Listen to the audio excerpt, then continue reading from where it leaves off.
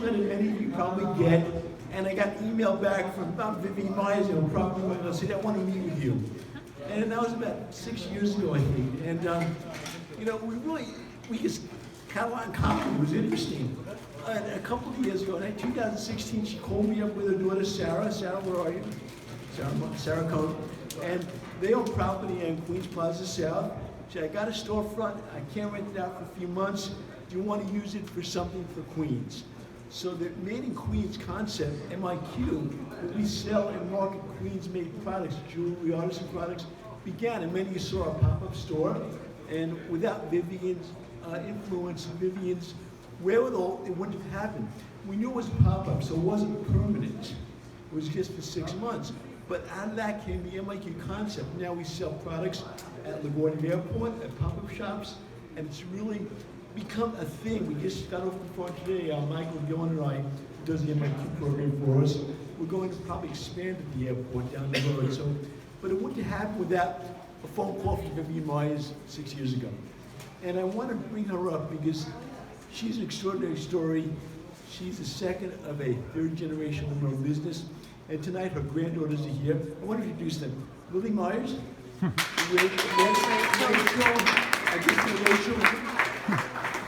Rachel. They are Vivian's grandchildren and the great-granddaughters of the founder of the company.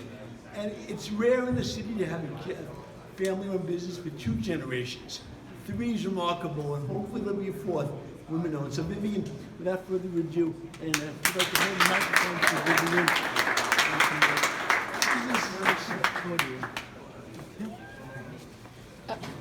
Thank you, Seth, for the honor and also for giving me the impetus to put on paper some thoughts about my mother, Gladys Mills. In 1944, she founded Gotham Realty. In 2019, Gotham Realty is run by me, her daughter, and Sarah, her granddaughter, a business that has been run by 3 generations of women. The honor is really a recognition of what a remarkable woman she was, but it's also a tribute to those many, many women who have paved the way for us. Isn't that really, after all, part of what this evening is all about? Let me tell you our story. In 1944, the country was still fighting the Second World War, and we as a family had just managed to survive the Depression. My mother had been working for many years as a real estate salesperson, a profession she chose because it was not a 9-to-5 job, and she needed to be able to be home if either my sister or I became sick. During the war, apartments were hard to find, so each day on her way to work, my mom would walk from our apartment on 93rd Street in the west side of Manhattan to her office at 72nd Street. She would stop at several buildings on the way to talk to the supers. Call me, she would say, if any apartments became available. Even at a time of scarce inventory, when other people in her firm were not busy, she was always very, very busy. She finally had an opportunity to move from the 72nd Street office to an office in Midtown where she thought she would have greater opportunity. The broker my mother worked under there pushed my mother, and I mean pushed, to get her broker's license. And in 1944, my mother, a newly minted broker, bought the business from her former boss and opened Gotham Realty in a small building at 100 West 57th Street.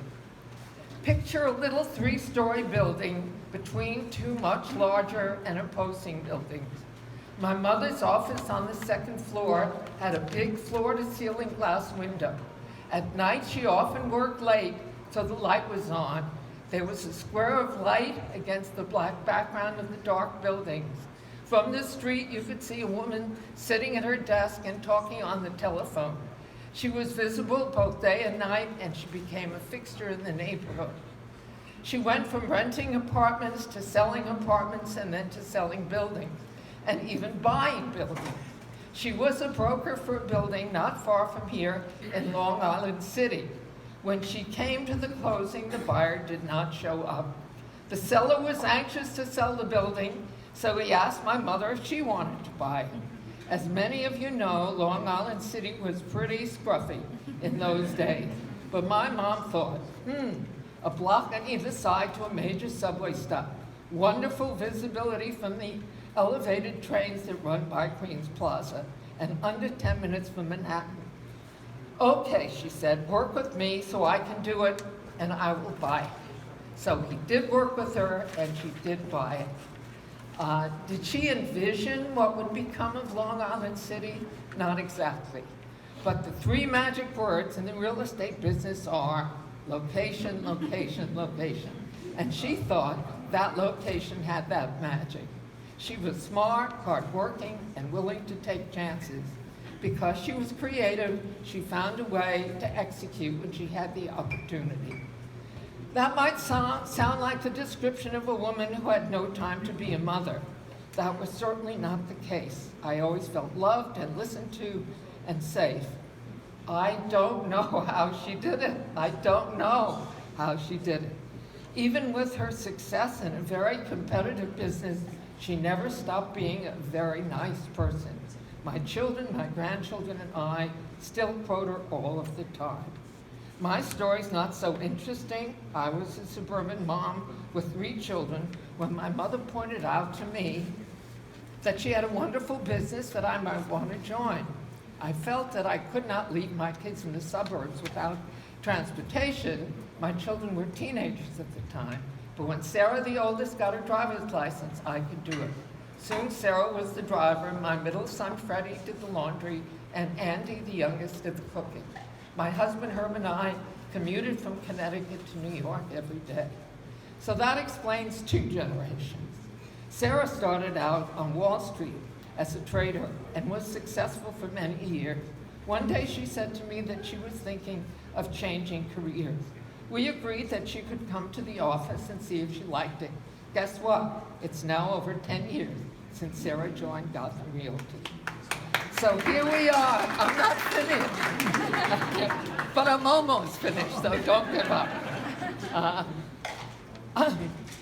So here we are in 2019. The Long Island property that my mother bought in the 80s is still owned by the family. The Queens Plaza location is still a block on either side from a major subway station and under 10 minutes to Manhattan. The visibility to Queens Plaza in the elevated trains and the Queens Plaza traffic is even better than it was. It's not a big building, but it's well located. The family plans to develop it for the perfect tenant. So in the spirit of my mother, who taught me never to miss a sales opportunity, I'm wondering if any of you would be interested in what you're going to be very surprised to hear, that I consider this the outstanding development site in the whole tri-state area, if not on the entire East Coast.